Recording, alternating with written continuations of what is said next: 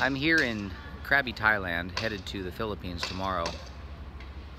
As I've flown over the Philippines, made 16, 17, I think this is the 17th trip there. When you're flying over, you look down and you see all these islands. There's over 6,700 and some islands.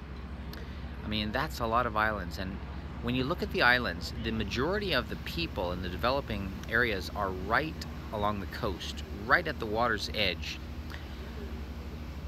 And it's kind of a absolute no-brainer to utilize water to access the people. The problem is the local boat system there, and I've talked to Jeff Rich from Layman Ministries and others that I know who are involved in ministry in the Philippines and other countries. They say we just use the local transportation. You know, I challenge you on that. I've been trying that and doing that for many, many years. I can't tell you how many times we've gotten in trouble. Everything from being kidnapped. One of the missionaries that we worked with never was returned. He was 18 then in 2003. He's much older now, obviously. Never received him back. His dad paid $150,000 in ransom, but he was never returned. To being extorted and told, oh, it'll be 4,000 pesos to go there, and then it ends up being 8,000. Plus, the boats are not reliable. They're not safe. They don't have the Coast Guard approval. And I gotta sneeze.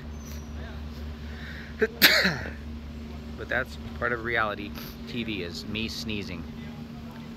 Hopefully that'll help you remember this video and share it. I love you guys. It's hard over here, but you know, how much would Jesus give and how much would he pay to reach those people? If I could swim there, I would. I'm going to try to share some clips of me going to these islands and how difficult it's been. Either I'm overcharged double, $4,000 or $100 just to go a little distance, and then they charge me double. I don't have the money for that. And even if I did, these vessels aren't safe. They're made out of door skin. They're not fiberglass. They don't have flotation. They don't have life jackets. A storm comes, there's no comfort. Very difficult. So I've been building a boat. We had a boat donated in Hawaii and then it sunk. Some of you guys know the trials and the struggles we've had dealing with boats. I'm going to give a little bit longer video and explanation, and I'm going to continue to talk about the boat problem here. If anyone knows someone with a boat, please talk to us. I mean, if it's in this area. Captain Dan has a couple boats. He has joined up with us, and we really love and appreciate him and his help there in California and on the Big Island. He has several boats, and two of them he is willing to donate to the Philippine mission. And Captain Dan, I'm going to get you on the line here in just a second and talk to you about your love for boat ministry and accessing the beach lands and the waterfront areas around the Philippine Islands, because to me it's the only thing that makes sense right now. When I'm in the Philippines trying to get to these people, how do I get there? I'm very limited in where I can go. And just think, you can load up a boat with books, you can go to all the places, you can give books away, you can have your place to sleep. It's an absolute necessity if that's the ministry that you're doing, which is island ministry. And that's been my passion, my burden for almost 20 years, but for whatever reason, God has not opened up the windows of blessing when it comes to a boat. I'd be willing to die at sea. I mean, it'd be a privilege to die doing mission work at sea. I mean, what better way to go? I'm looking for that boat. And if anyone knows, if we've got a couple in Hawaii available, but we need someone to help crew them, get them to the Philippines. I can't do both those boats. Plus, our chairman is waiting for us in the Marshall Islands in Majuro, and I'm over here waiting, and it's just,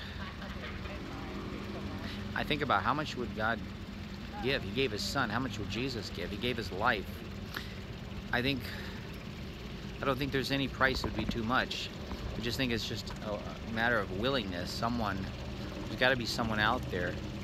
I know the man there in Hawaii that donated the boat. He doesn't believe in Jesus and God, and he's an avid user of certain drugs, and you know, I know he had negative intentions, and I'm going to give you an update on that as well.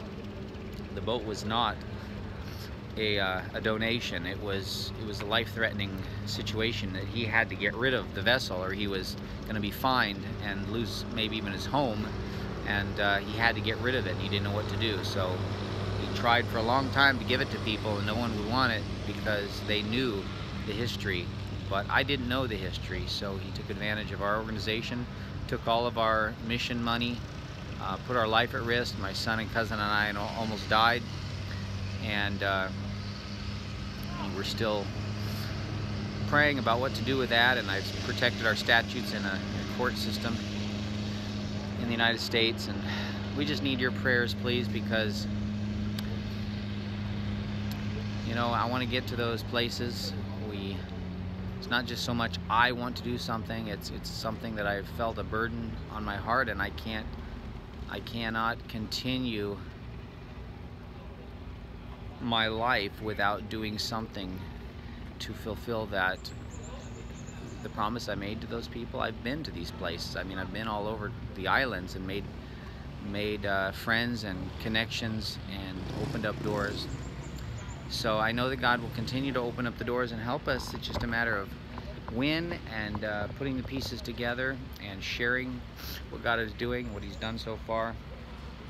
I appreciate you guys watching this channel, and it is hard for me, but I'm not giving up. So God bless you guys. Bye-bye.